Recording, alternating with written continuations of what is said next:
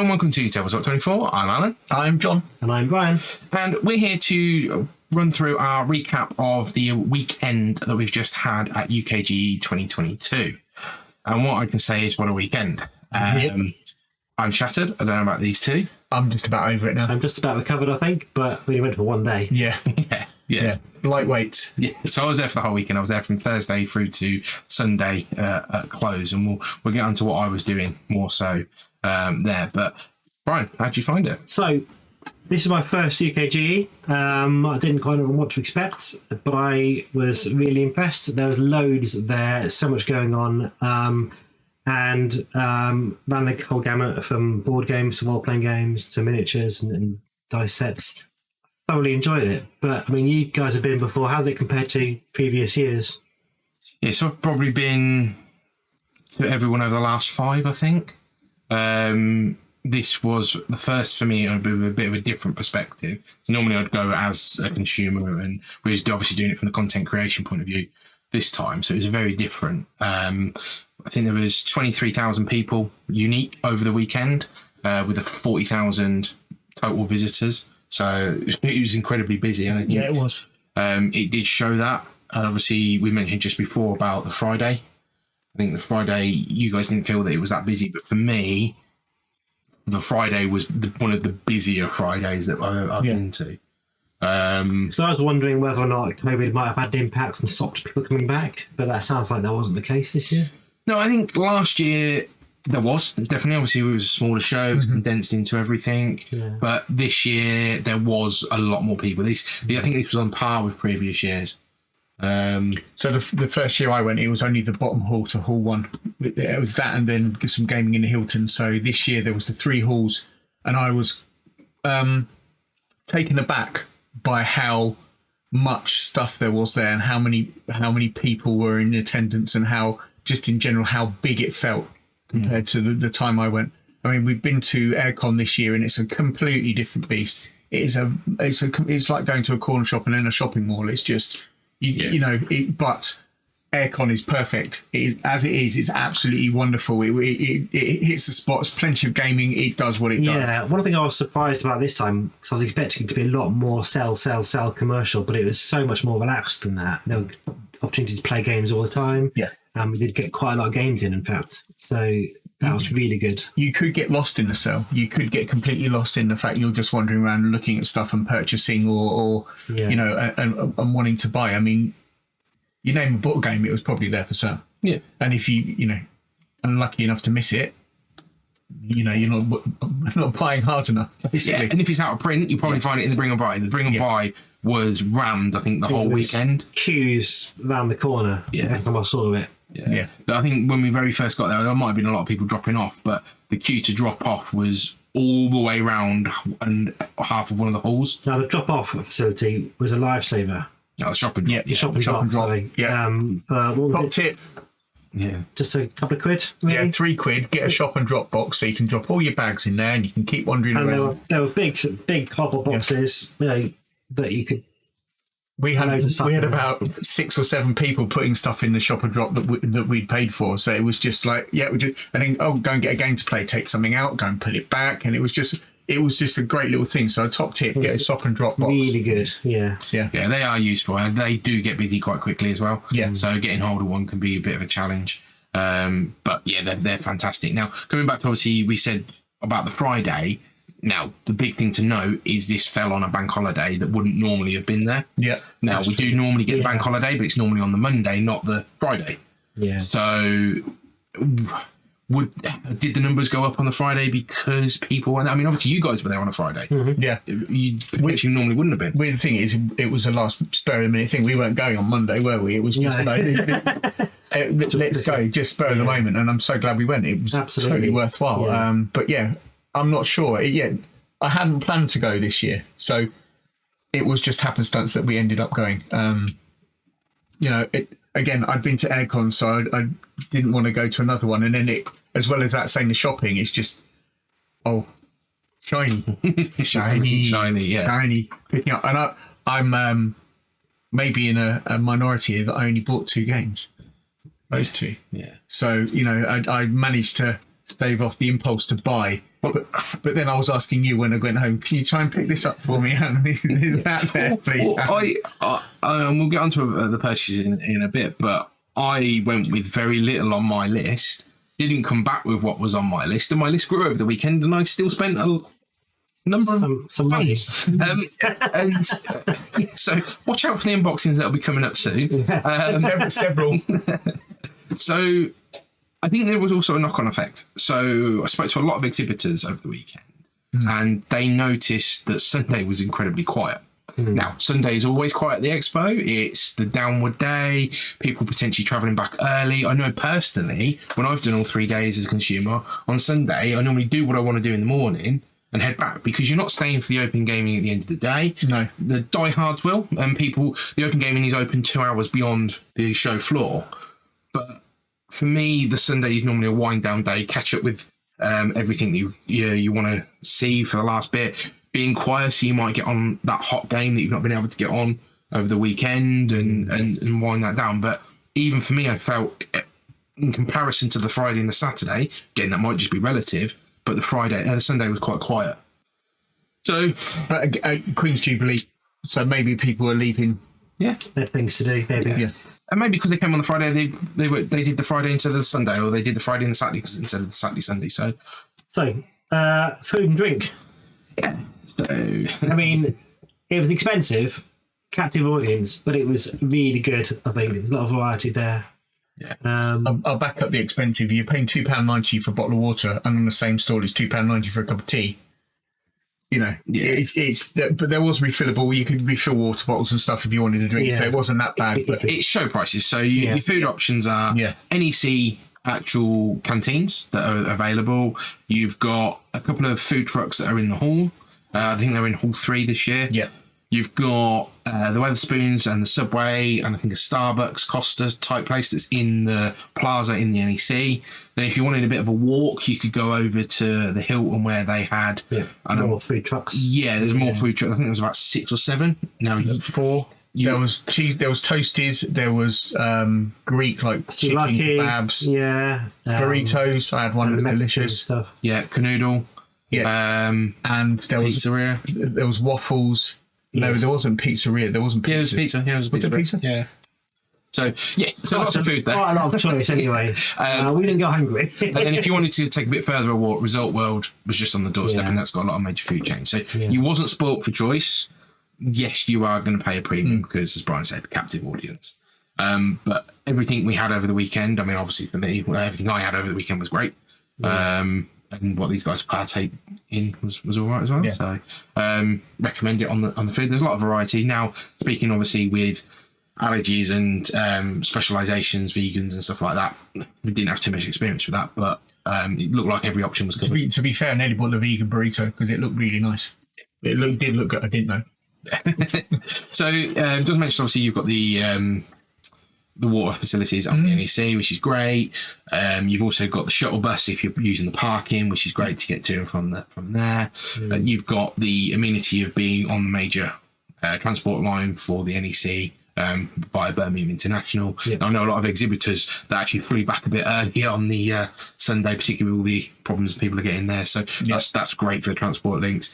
And just the general facilities were quite good. It's the NEC, so there's not much more to say that. If you've ever been to the NEC, it's there.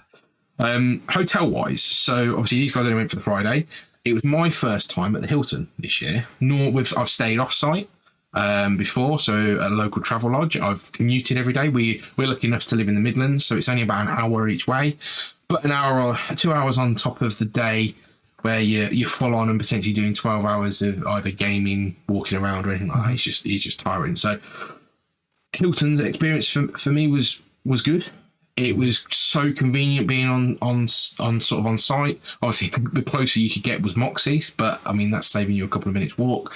Nipping back to the room to drop stuff off. I didn't personally use the shop and drop because my shop and drop was the hotel room. I was going to say Moxie Hotel wasn't there the last time I went. No, it's a relatively new build. Yeah. So there is open gaming in the Hilton. There are the RPGs in the Hilton and a few other scenario-based stuff that's run Starship Simulator and that. We played Tinner's Trail in the Hilton after we ate. The aircon was full on. It was freezing cold, and it was quiet. It was empty. It was beginning to fill up. Yeah. Though in the evenings that was rammed. Yeah. But yeah, in the day. Yeah. But you got the facility of the bar in the Hilton. Yeah, And yeah. Again, you're paying hotel prices for the stuff that's there.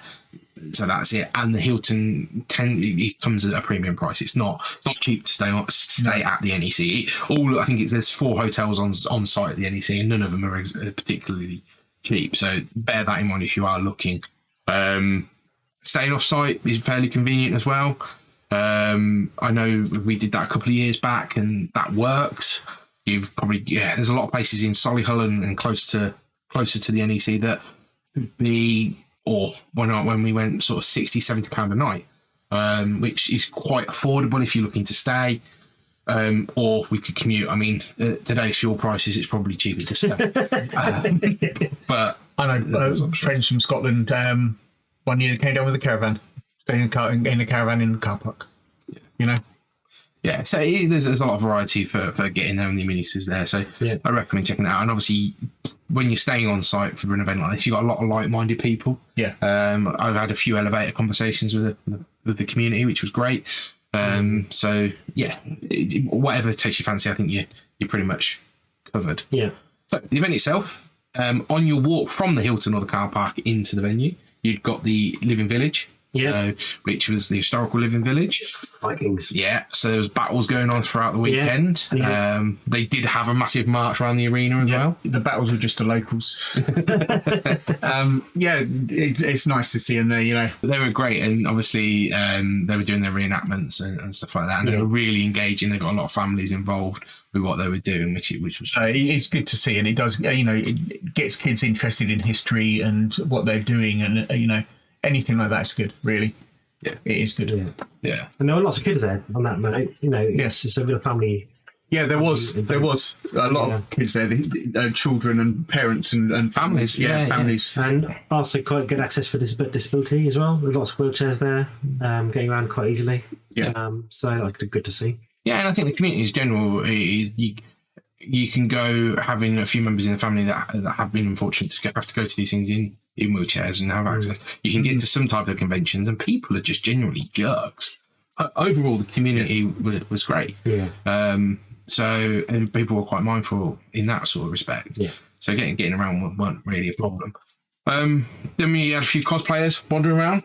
Some of them put in fantastic effort. Yeah. They were doing. Yeah. Saw some orcs from Middle Earth and Urukai. From Urukai, yeah. Even some Destiny. Are you sure there were people dressed up as Urukai? Just some of the unwashed got in. He had a nice sword on him. Yeah. So I mean, look, everybody that put in a sort of shift on cosplay did really, really well. That's some good. And they would have. I think they had the competition Saturday, but I didn't get to see it. So yeah, I'm going as a camel from Camelot next year. I'm gonna hold you to that. Yeah. I'm not coming as a spare hump. Obviously on Sunday there were 3 awards. We won't list them here because there are so many, and there's a judges award and the People's Choice Award for a lot of them. Yeah. One thing I did notice when we went through the list is there was a lot of double up on there, so the judges and the people chose the same thing, which is great. That proves that everybody's on the same sort of lines. Well, as John's just said, we'll pop a link to that below so people can check those out. Some really well deserved winners on that. Now, the main difference for me this year was going as a content creator. Now, I don't like using that time. We do videos, we do events, we cover, we play games, and we share our hobby. Yes, yeah. And it was going from a completely different perspective to what I would have done before. We were catching up with a lot of exhibitors, a lot of demo of games, publishers that we just had a lot of chats. So there will be a lot of that content coming out over the next week or so. There's a lot of it to be editing and week or so, a month or so. Yeah, there's a lot of content. Yeah, hopefully it's great and there's not too much noise in the background from the convention itself. Yeah, it's quite noisy sometimes. But hopefully there's some good things coming up, and we've caught the eye of a lot of publishers and exhibitors over the weekend. And thank you to anybody that we caught up with over the weekend, and the footage that we will pick up with them. There's some on there that we caught up with that we just didn't get on camera, and So it was even great to catch on there. So we were lucky enough to go on to the press preview on the Thursday night, which enabled us to get sort of an advanced preview of what was going to be over there over the weekend, talk to some publishers one-to-one. But that itself was really quite busy. So we didn't get as much on camera as we'd hoped then. And then it was just hitting people on the show floor, as going through demos, going through examples of what they've got out. So like I say, hopefully most of that will come out in the next week. Let's say 2 weeks to get ourselves on top of all the unboxings that will be coming as well. So and the regular content that we'll be pushing out at the same time. yeah. So stay tuned for all of that. We're not sleeping. No, not at all. At least my laptop's not when it's doing all the editing. So now games played. So as Brian said, he thought it was going to be a sell convention. There is a big emphasis on some of the shops and the retailers. A lot of publishers have games for sale. And it's very low pressure. There. Yeah. I mean, it was really nice just to wander past, and they weren't being dragged into the side to buy this game off me. It was just, have a look. Hopefully if you need me. But on the other side of that is there's a lot of games to demo. Yeah. So you can sit down with the demo. Yeah. And there's open gaming. So there was a whole of Hall 3 that was open. There's James Library. Yeah. James Library. Which was fairly empty when we, on the Friday night, it was slim pickings, I have to say, when we went and looked. It wasn't as good as the Aircon Library. But I think they use some of the parts of the same library, I believe. Is it Travelling Man again? But maybe it's just the numbers. I think it was just the numbers. I think, and also on the Friday night, people book stuff out for the weekend and stuff like that. Fair enough. Okay. But yeah, I think everybody's got something on the library, and everybody got something out. But what caught people's eye that they got to play? So the first thing that we did when we got there, First thing you did, it went straight to copy of Scout, Oink Games and bought Scout. and then we were walking. We saw. Well, we'll have a wander up. Travelling Man, and then we got a demo of Cascadia. Literally, as soon as the doors opened, we sat down and played Cascadia, which it's a nice game. Yeah, it's a nice game. Yeah, it's a nice game. It's up for the Spiel des Jahres. I don't know if I would consider it that worthy. For me, it's a good game, but is it that good? I don't know. Maybe it need a couple more plays just to scratch the depths a little bit more, but I thought it was okay. Yeah. Okay. I'm not sold on it, but again, would play it again to see really. Okay. Yeah. Brian, what did you get up to? One of the people we were with told us about this game, Tennis Trail, which he wanted to buy, and we played that. Yeah, sold on the fact you can sell pasties. So you run out of money in this game. You make money by selling pasties, which obviously is hilarious. And I liked it so much, I immediately went to the store and bought this copy. Yeah. And then we played it a second time with somebody else, didn't we? Yeah, it's a nice game. It's not the most glamorous or... It doesn't sound like it's going to be a good game. You're mining tin in Cornwall. Yeah. But there's some really interesting mechanics in it, yeah. which I think, I'm going to be enjoying playing it for the next Yeah, it's a Martin Wallace game, so if you like Martin Wallace games, it's well worth looking. And it's a re-release last year, I think. Yeah. So they've updated all the artwork, which looks a lot better than it used to. It looked quite bland and dry before, but this looks quite attractive now. Yeah, I'm excited to play it, so I didn't get a chance to check it out over the weekend. So I think everybody's kind of said it's well up our group's alley of stuff that we like. It definitely is. I can see it coming to the table multiple times with us. It hits that spot. And it's different enough to everything else that we play to be an interesting one to come out. Scout, lovely trick-taking little game from Oink. A lot of game in a little box, as ever with this company. Played this with 2 players and 3 players, and 2 players to 3 players. It's a completely different game. Yeah, it really is just a completely different game.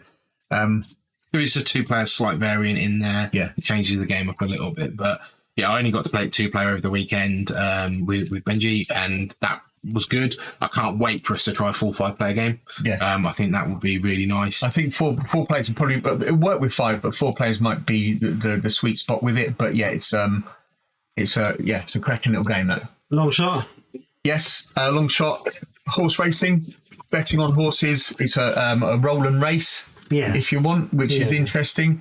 So I picked this up for 25, and it's the Kickstarter edition with all the expansions in it, which are worth 25 quid on their own. So quite happy.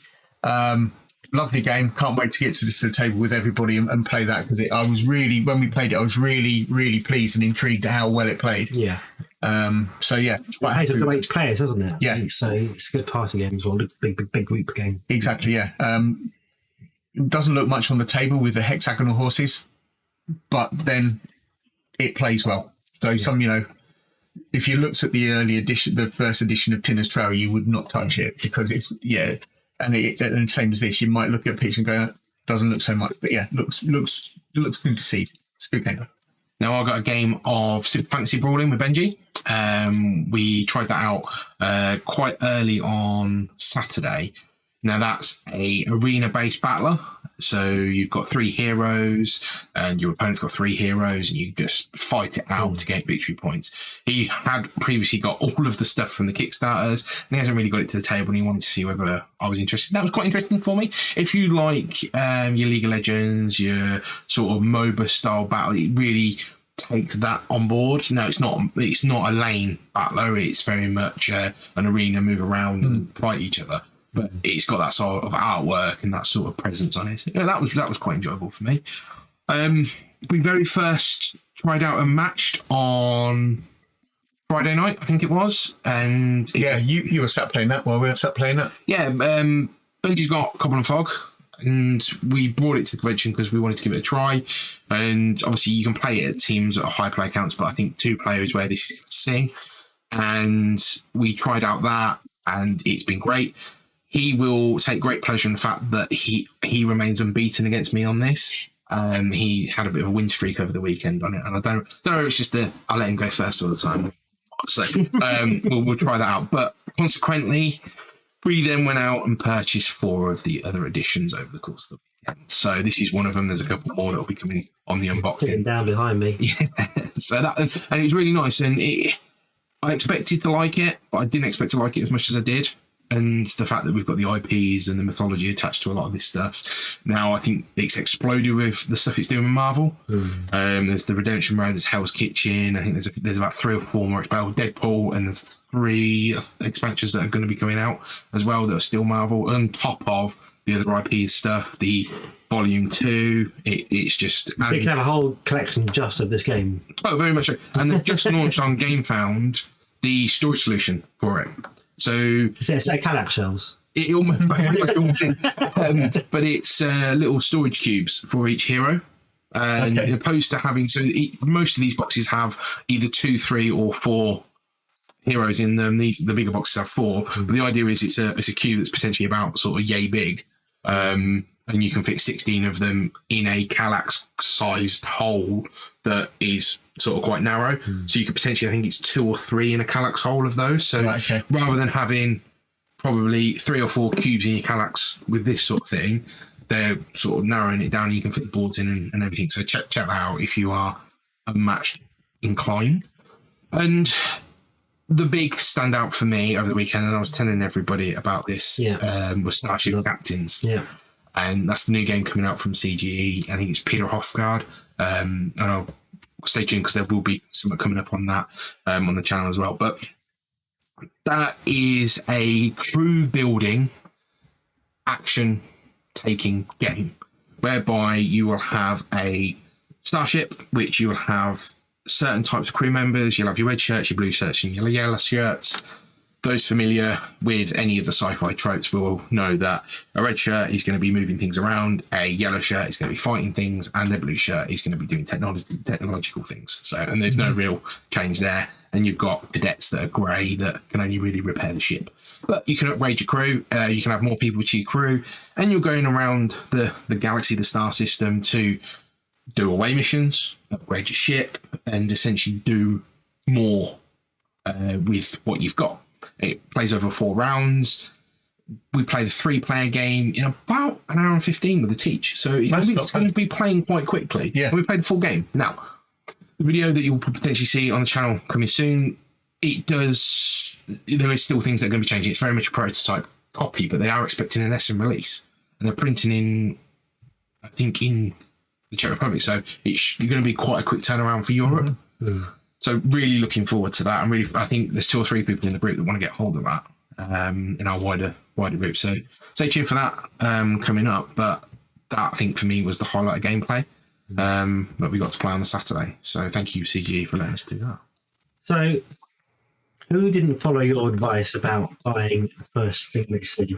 Yeah, me. So if you caught the preview, I did say that my best advice is if you see a game at a price that you're willing to pay, get it, because don't miss out on that price now. Yes, I did that, and I didn't get the game that I wanted at the price I wanted to pay, and consequently didn't pick the game up because it then sold out because I was too busy trying to find the cheapest price for it. The game I was looking for was First Rat. I first happened to see it at a price of about 27 quid. And I saw it as high as, I think, 35, 36 quid. Yes, that's a small saving and yada, yada, yada. But obviously, if you're buying multiple games, these can quite quickly add up to another game. Yeah. So, A cup of tea. it's a cup of tea. Yeah, It's a convention. That was. So I didn't follow my own advice. I missed out on the £27 copy because there was only one of them. And then consequently kept going around trying to find it slightly cheaper, and it didn't work out. And in the end, it did sell out. So The WhatsApp all day was, it's here for 33. That was the one that's put the price up from 28 quid. And it's just like, just trying to find the cheapest one. And that's the thing. You're right. If you spot something and you think it's a deal, then just pick it up and buy it. Yeah. And that's the problem, because there's so many games there and so many purchasing opportunities. You end up just going, yeah, I'll have a bit of it. But yeah, and I picked up games I wasn't necessarily expecting to pick up. So I wasn't expecting to pick up Unmatched, Yeah. but I did. I wasn't expecting to pick up that. Yeah. You know, and Brian wasn't expecting to pick up that. yeah. Pure impulse buy. Yeah, no, but exactly. capacity's involved, so Yeah. There we you go. know. The one thing I was really happy with is I managed to complete my Arkham Horror LCG collection. I now have everything from the first runs of all the games all the way up to the most recent sort of scenario pack. Just need to actually play them now. to get to the table. Yeah. So I'm really pleased with that, because they're quite difficult to get hold of complete runs of the sets. So I managed to complete that, and that was great. And I managed to get hold of Cryptid Urban Legends, which is the 2-player spiritual successor to Cryptid, which is currently nominated for the Kenner Spiel. We did catch up with Benji from Osprey, so that'll be coming to the channel.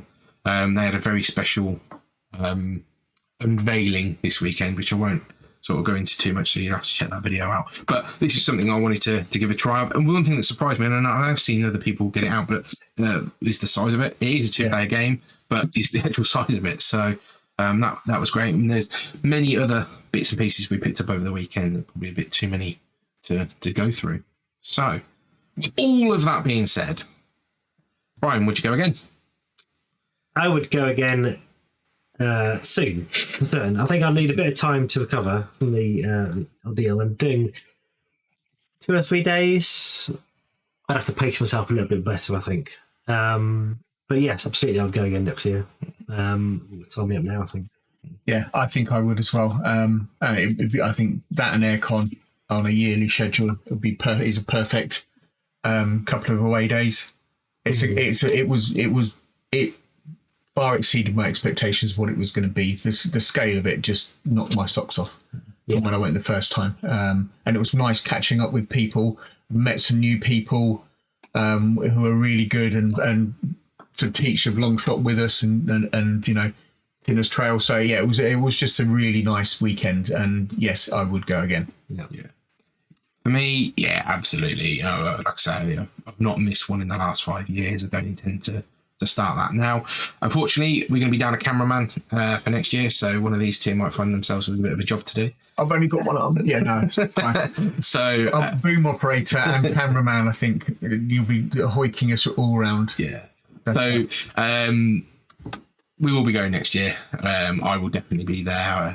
The thing for me, taking it from a slightly different perspective, to talking to a lot more exhibitors this time, opposed to taking it in from a demo perspective and a consumer retail perspective. It was very different for me this year, and hopefully that will translate in the content that we've got coming up over the next sort of 2 weeks. It does change the scope of it entirely, I think, because you know we just wandered around and we looked at things and picked up things and got demos, whereas you were very much the front of the channel, sticking a microphone in people's faces and going, "What's that?" And you know, then we talk to you. So Yeah, and I'm just working member of the team. oh yeah. but hopefully you guys will enjoy what comes out from that. I think these guys will have not seen some of the stuff, and I've not even. No, absolutely looking forward to that as well. Yeah. So that will be really good. We got some really good conversations with some really great people who were fantastic with us, and probably to speak more of it is the conversations I have with people off camera.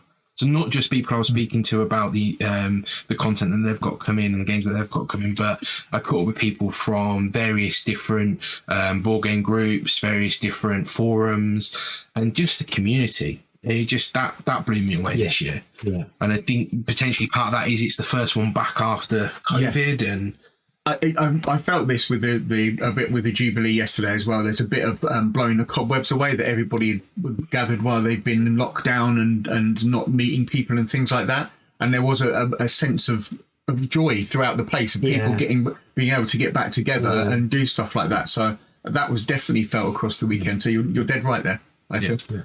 Yeah. So check out our content coming out over the next couple of weeks for everything that we covered on the UKGE show floor. As John said, we're going to have some We'll Play Agains coming out over consistently. They're coming out on Fridays at the moment, and we're trying not to slow that down. As you can understand, this weekend was a busy one. Won't be slowing down. We got stuff in the bag. There'll be plenty to come. So hopefully that's good. And we'll be looking at other things that we can do that grows it from there. So if you haven't done so already, check out all the other videos on the channel. Check out stuff that's coming. Give us a like and a subscribe so you are notified of when those things come up. And we will catch you next time. Take care. Cheers. Goodbye.